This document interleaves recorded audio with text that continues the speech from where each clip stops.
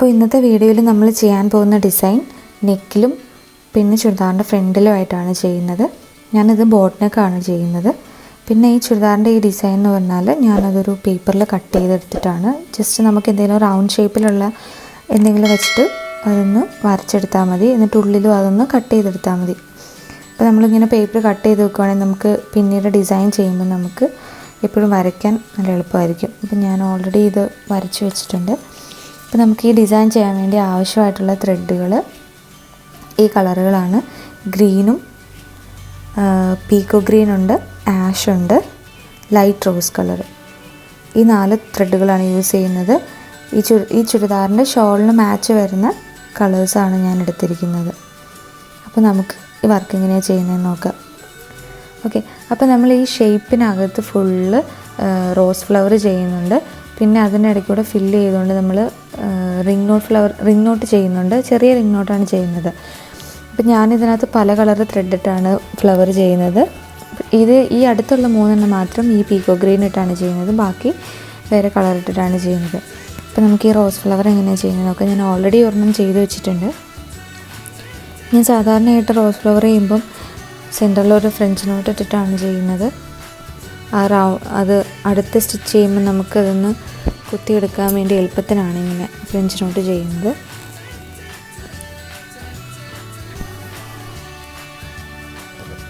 French നോട്ടിൻ്റെ താഴെ കൂടെ just കുത്തിയെടുത്തിട്ട് normally നമ്മൾ ആദ്യത്തെ ചെയ്യുമ്പം നമുക്ക് 6 or 8 ചുറ്റെടുത്തിട്ട് സ്റ്റാർട്ട് ചെയ്യാം.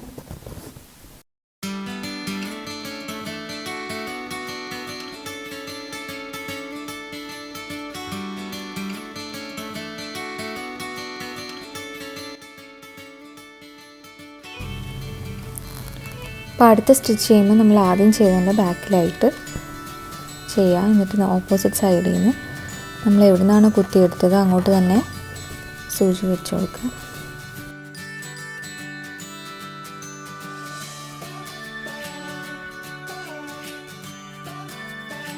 പിന്നെ ഓരോ പെറ്റൽ ചെയ്യുമ്പോൾ നമുക്ക് ചെയ്യുന്നതിൻ്റെ ഈ ചുറ്റെടുക്കുന്നതിൻ്റെ എണ്ണം കൂട്ടി കൊടുക്കുക.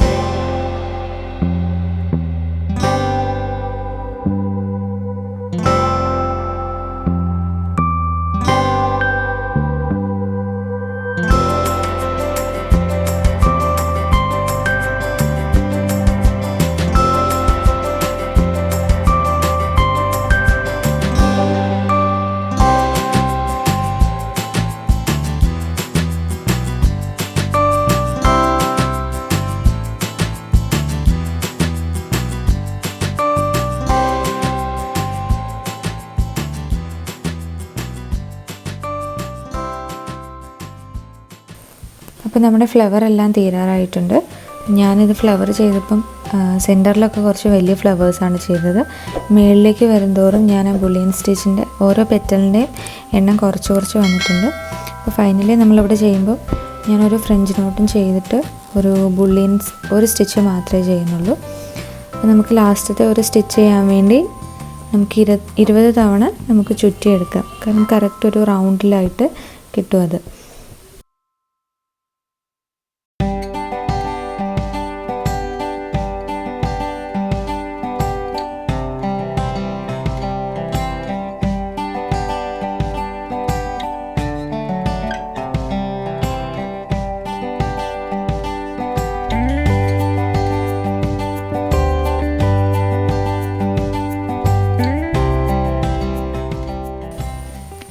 ലാസ്റ്റ് നമുക്ക് ഈ ഒരു സ്റ്റിച്ച് മാത്രം ഉള്ളതുകൊണ്ട് ഇതൊന്ന് ലോക്ക് ചെയ്ത് കൊടുക്കാം.